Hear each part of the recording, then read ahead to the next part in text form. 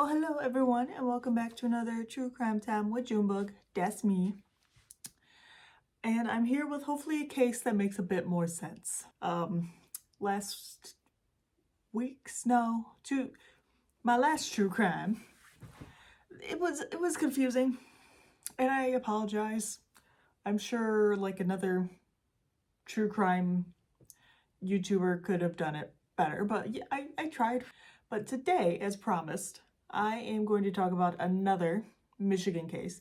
Because if you're not aware from my accent or just from the many times I've explained it, I do live in Michigan. Now, no site visit for this because again, that would be weird unless I lived closer to it. But today we're going to talk about the Bigfoot killer. You heard me right. Yes, the Bigfoot killer. So when I saw that I just saw the title Bigfoot killer somewhere. I was like, what? I need to know more. And no, the mythical creature Bigfoot will not be making an appearance. I will explain why they're called the Bigfoot killer though. So, unfortunately there's 7 victims in today's case, just to warn you, and it can get a bit graphic, and all the victims are women. Now this takes place between February and October of 1975, which when doing research for this case, I didn't realize this takes place like the exact same time the Ann Arbor hospital murders are taking place. So it was just a rough time for this area of Michigan because we're not that far from it. Now the ages of the victims, because I always mention them in case anything with children bothers you, it does go as low as 16, but then up to 43. Because there's 7 victims, there's a range. Now this takes place in Detroit, Michigan. And unfortunately, this is unsolved. As you could probably tell from the name, a person's name isn't Bigfoot Killer. Just so you're aware, it's unsolved. Now, for pop culture references, I've seen a few like smaller podcasts talk about this case. I also want to note that there's not a ton about this case, unfortunately. It's pretty cut and dry from what we do know. So this will be a shorter video, but so it's good for us, but it's bad for like the victims and their families. So yes, we're talking about the Bigfoot killer, or another name for this killer is the Cass Ripper. I've seen mostly it's just the Bigfoot killer. Now the reason it's the killer sometimes called like the Cass Ripper is due to him, because it's a dude, always targeting the Cass Corridor neighborhood in Detroit, Michigan. The area's known for unfortunately known for being poor, run down, apparently a popular area for prostitutes, at least at the time this case takes place. I do not know the current state of the Cass Corridor. I guess I should have looked into that. But it was because of these conditions, run down, poor prostitutes, that the killer loved it. So in early 1975, the killer would commit just at least 4 rapes that they're aware of. All these victims would survive, fortunately. They would escape and they would go to the police.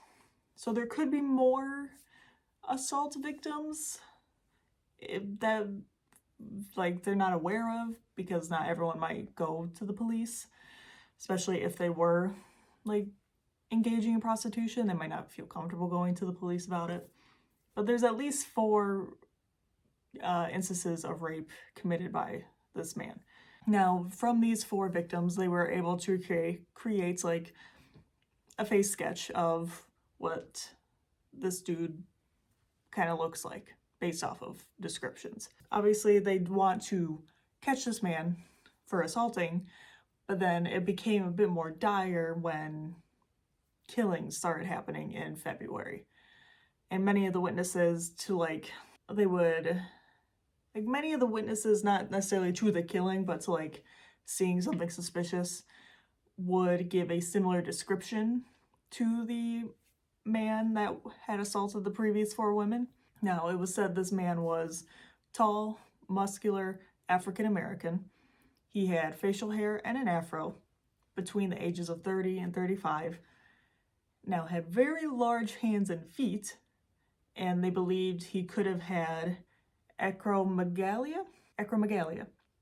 So basically, just think of Andre the Giant. Not to that extreme, because I feel like you should be able to find a man that size, but that condition that made Andre the Giant just keep growing and be giant, they believe he could have had this condition. Again, not to that extent, but they were looking for a big guy, like big hands, big feet. Now, this is where his name, the Bigfoot Killer, comes from, because his big ass feet. Now, this is where the case gets a bit graphic, just to warn you, but his MO, I guess you could call it, would be finding a sex worker in Gas Corridor and offering them $15 for services. And I looked that up, like what that would be in today's terms, and it's about $90. Because I'm like, $15 seems really cheap, but I don't know, maybe that's standard. But now that I'm thinking about it, it's like, he didn't plan on letting them have the money anyway. He could have handed them a $100 bill for all intents and purposes. But anyway, he would offer them the $15 for services. He would have them come to his car, which was said to be a beige Oldsmobile. I don't quite know the make and model, so I'm just going to throw, per usual, just Google images of cars that could possibly be it. Now, after the prostitute, the sex worker, would get in his vehicle, he would threaten them with a knife, he would beat them, rape them, and then strangle them to death. So very brutal way to go. He did this, I believe it was with all 7 victims. And all these 7 victims would take place between February and October of 1975. And these are the 7 killings that are known. There could be more. I assume they don't know for certain. They know for certain the 7, but I guess there's always a possibility there could be more. If someone's just willing to kill 7 people, why wouldn't they be okay killing 8 or 9? You know what I mean? But these are the 7 known killings he committed.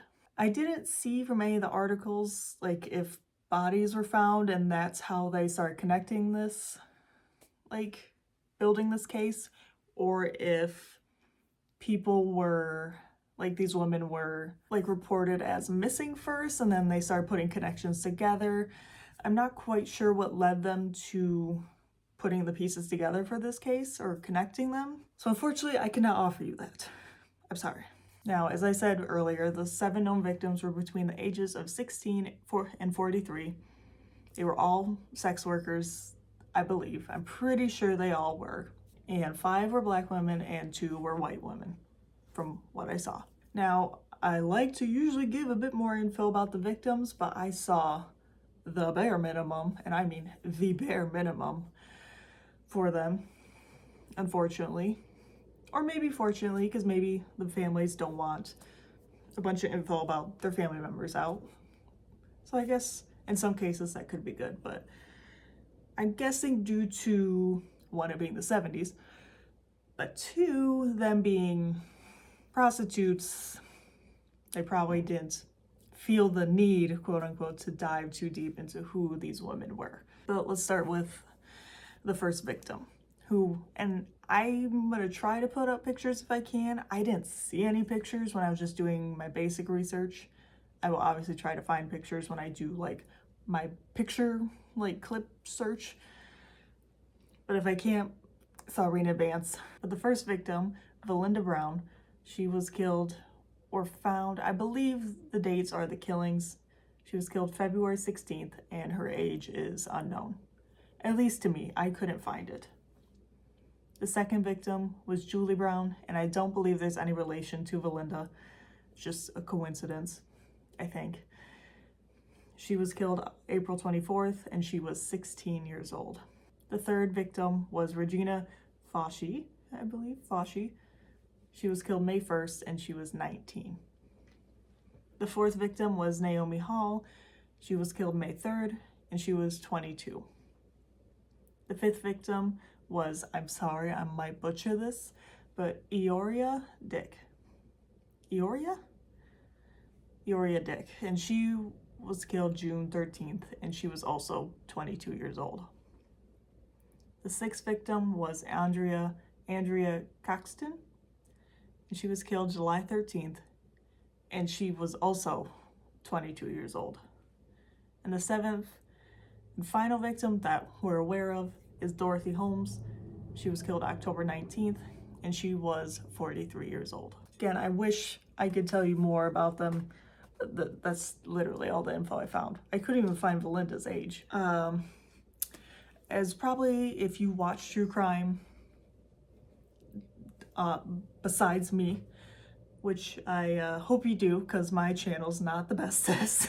But with cases, especially the older cases like this, but cases where like a sex worker is involved, the police generally aren't the most helpful. Even if someone isn't like a prostitute, they're not always the most helpful, but it seems like historically they're like, whatevs. Obviously not always the case, it just seems to be more common. So I bring that up because nothing seems to have been done on the police's part. Again, I wasn't there, so I could be wrong, but it doesn't seem like anything was really done. So little, in fact, a rally took place outside of the police station at the end of 1975.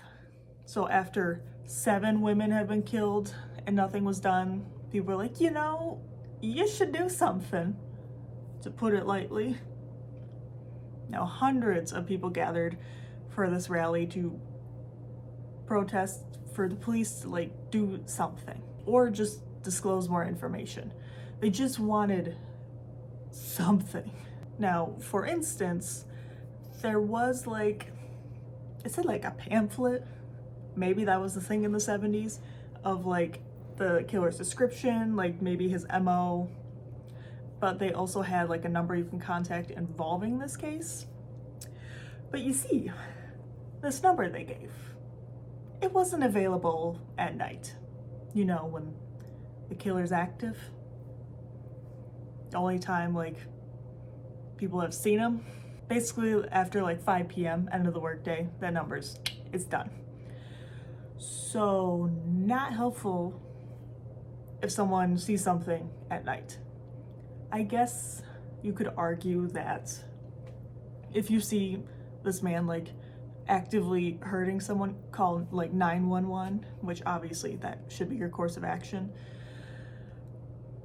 But if you think you just saw them, I don't think the police will be happy if you called 911 about it. You know what I mean? So that was one of the main issues. They're this isn't helpful. Now, nothing happened though from this rally or them complaining or going to authorities, because people went to the legal system. They tried to go above the police to get help. Literally nothing happened. The police, everyone just denied the allegations, and they said they were doing enough. They said they're doing great. That's it. That's all that really came from that. So, great. I do want to know, maybe they did feel some slight pressure because an arrest was made in January of 1976. So a month or a couple months after the rallying and the protests. So they did finally arrest someone. Now, this man was 29-year-old Carl Mayweather Jr. He was black, as specified in the articles. They arrested him during an attempted rape of a woman. So they got him anyway. I do want to note this was in a different town. This wasn't in the Cass Corridor, but it's still in Wayne County, which is primarily the Detroit area. So same general vicinity, geographical region. Now, Carl was tall, he was athletic, He wore size 12.5 shoes. I don't know if that's really big for a man. For a woman, that's Jew minus. I don't know if I'd classify him as a Bigfoot, but his feet are big. And he seemed to match the killer's description. He also had previous charges of assaulting women, so that doesn't look good. I saw he was given a suspended sentence for these instances because he came from a rich family and worked for Daddy's company. I don't know the company. I probably could do research, but whatever.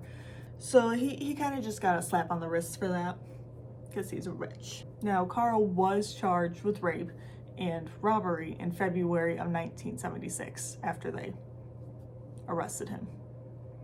Now, police started to dig to see if he truly was like the Bigfoot killer, like the guy they were looking for. Sadly, Carl had he had solid alibis for 4 out of the 7 murders.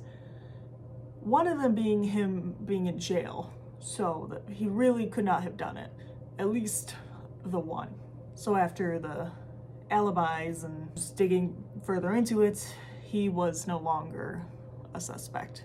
Now, he was in jail, like, he would stay in custody due to his other charges. Thankfully, they didn't just let him go after that, even after just figuring out he wasn't the killer. He was still, like, faced repercussions. I'm pretty sure he had repercussions. I don't know if Daddy's money got him out of it again, but Carl is not the main point of this story.